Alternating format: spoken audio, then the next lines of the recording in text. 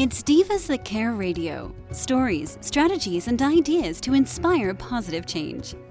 Welcome to Divas That Care, a network of women committed to making our world a better place for everyone. This is a global movement for women, by women, engaged in a collaborative effort to create a better world for future generations. To find out more about the movement, visit divasthatcare.com after the show. Right now, though, stay tuned for another jolt of inspiration. I'm Tina Spolatini with the Divas That Care. Today, I'm speaking with Angie Payne with Equine Enrichment. Angie has written a story to add to the Divas That Care book, Animal Prints on My Soul, an anthology of stories with animals and healers. Hi, Angie. How are you? Good, Tina. How are you? I'm good, thank you. Tell us about yourself a little bit. Well, I am. I live in just outside of Calgary, Alberta, and I've been an equine gestalt coach for the last 10 years. And that means that I support humans in their journey of healing, partnering with horses.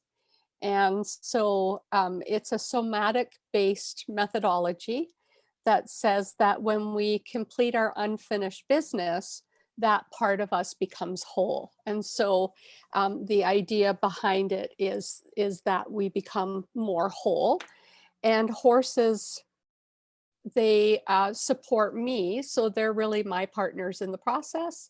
And they support me in, finding those places in a person that are maybe stuck or that they haven't visited for a while. And then I'm able to move the process along. And horses show up really how they feel they need to enable the client to get to those deep places of healing. So that sounds so cool. Excuse me. I'm always curious how they do that. So does your client ride the horse? No, there's no riding. And it depends. So I work with some youth. So then horses are on halters with a lead rope for the most part. When I work with adults, the horse is usually at liberty. That means that they have no physical connection to the human. They're at free liberty in the round pen to express themselves how they feel they need to, what they need to point out. And the human is in with them. And I'm outside asking questions and enabling them to find their own answers. Wow. I think that's amazing. So you wrote a book, or a part of the book that Divas That Care is putting out.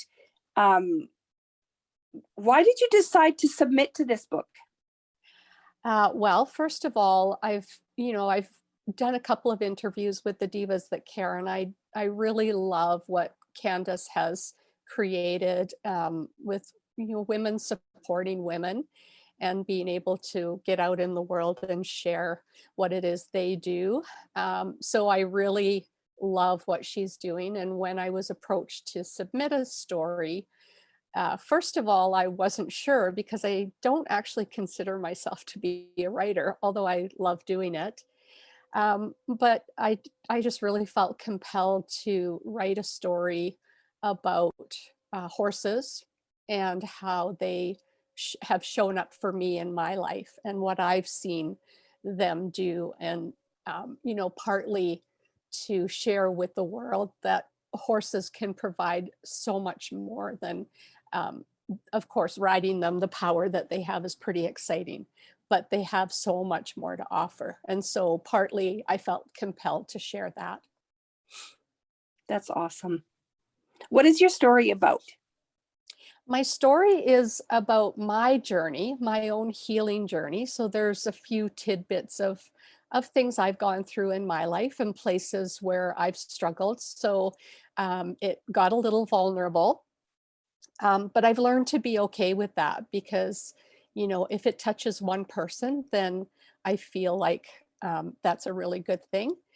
So partly it's about some of the things I've struggled with in my life, but how horses have always seemed to be there in those times.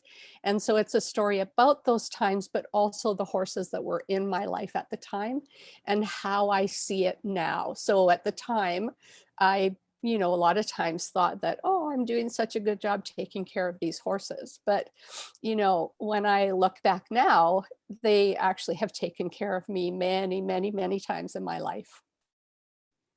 What I think that is so cool. Like, I mean, I didn't grow up in a farm, so I don't really know too much about animals. Except I know dogs. Dogs know when they're not, when you're not feeling well. And I've heard that horses are even more intuitive to what a human is feeling and going through. That's very true. Yeah. Horses are prey animals, so they're a little bit different from dogs. Dogs are predators. And so, you deal with them a little bit different than horses, but they are very intuitive because they have to rely on their senses. But they're way higher on the food chain than horses are. So horses are prey animals, and the only thing they care about is if they're safe. And so they rely on all their senses, but they have an extra sense, and that is energetically, because they will need to know right away if that cougar coming down the hill is hungry or whether it's simply moving through. And of course, animals just present how they feel. Well, humans don't do that. Humans will say, "How are you, Tina? I'm good. How are you, Angie? I'm good." And that may or may not be true.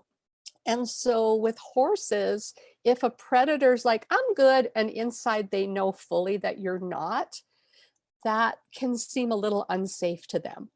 So they may have a struggle connecting, or they may push a little bit. They may take their big bodies and kind of nudge you a little bit.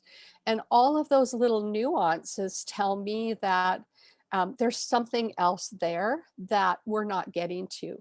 And of course, the things that we hide in life, or the places that we store away, are sacred places, because they're there for a reason. They've probably kept us safe. And so, it's not always easy for people to go to those deeper places, but horses can really point out, that we need to get to a little bit of a deeper place. And then it's so clear when we do, because then a horse can really connect in well, they're always compassionate, but in a way more compassionate, loving, tender way.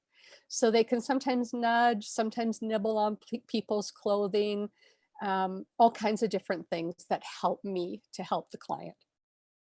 Wow. That's so amazing. I would love to witness that, honestly. Well, I think it'd be so down. cool. Yeah, for sure. So do you have more than just horses on I'm assuming you're on some kind of like a farm or an acreage. I do. So I board my horses at a place called Rafter U7 Ranch and Wellness Center. And we have quite a bit going on there as far as wellness goes. So there's my partner, Amy, who does the same work that I do. And then her husband, Brett, who brings a little bit of the agriculture knowledge and cattle. So it is a working cattle ranch. And so there's cattle, which I knew nothing about when I moved there. And honestly, they scare the crap out of me.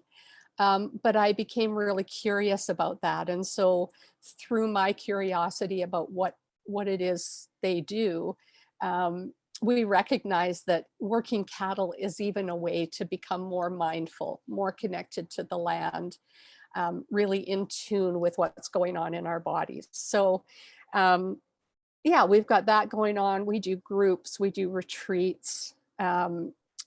Amy's husband, Brett, does what's called the ultimate bullfighting experience, which is pretty cool. Yeah, so all kinds of different things. We also have dogs. So we have cattle, dogs, and the horses right now. And I really want goats, but so far I've not convinced anybody there that it's something we should have. Wow. So being around animals for you is like, I mean, I can only come up with the word of awesome, but it's also very like growing, like you as a person, right? Being around these animals helps you develop your own sense of self. Oh my goodness. Yeah, it sure does. Because they don't, let's see, how can I say this? They're not concerned about how you take their message. You know what I mean? Like as humans, if we have to have a difficult conversation, for example, with somebody, oh my gosh, right? We beat ourselves up about it. How am I going to talk about this? What am I going to say? What if I hurt their feelings? And on and on and on. Animals don't care. They don't care. And so when they present something, it's kind of up to you whether you want to have a look or whether you don't, right? And for me, I have to have a look, and I've had to look at my own stuff many, many, many times, even though I don't want to lots of times. But if I want to be with my animals, if I want them to want to be with me, it's important that when things are pointed out to me that I really sit with that and, go to those places of, yeah, I need to work on that part of myself. And I believe it'll be a lifelong journey for me, because I'm to the place now where I'm like, ooh, I wonder what that's all about. But before I'd be like, I don't want to know. Oh my God, I'm a terrible person. Whatever. However, humans go down that road. But for me, the desire to have deep connections, not only with animals but with people, I've really had to have a look at those places and say, I'm not terribly thrilled with that part of me, although, giving compassion to those parts of me that I haven't always liked enables me to move to maybe the other side and have a look at what's possible. Yeah, I can totally resonate with that. That's amazing. If Angie, my horse is biting me, then I have to have a look at that, like, because horses don't just bite for the fun of it. They're always trying to express that they have a need that is unmet. Just like people, behavior is always about needs that are unmet. And so my journey has been, how do I meet those needs? How do I become that person that can meet the need of somebody or a four-legged being in a way that causes that relationship to become deeper? For sure. Oh, it's so cool. How can our listeners get a hold of you, Angie? Well, I am on Facebook under Equine Enrichment. I'm on Instagram also at Equine Enrichment. And then my website is equineenrichment.com. Cool. Mm-hmm. Awesome.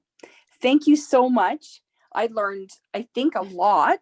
Oh, good. And I'm now so much more intrigued with how horses, are healers. And I know that here I'm in Edmonton and we have a few ladies that do your job as well. Yep. But I've never actually taken the time to listen to how it works. So I find it very interesting.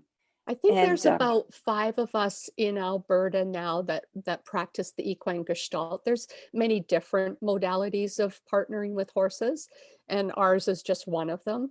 And I think there's about 5 of us in Alberta now that do that work. Wow. Mm-hmm. That's awesome. That's super awesome. Thank you so much. Thank you, Tina. Thanks for listening. This show was brought to you by Divas That Care. Connect with us on Facebook, on Instagram, and of course on divasthatcare.com, where you can subscribe to our newsletter so you don't miss a thing.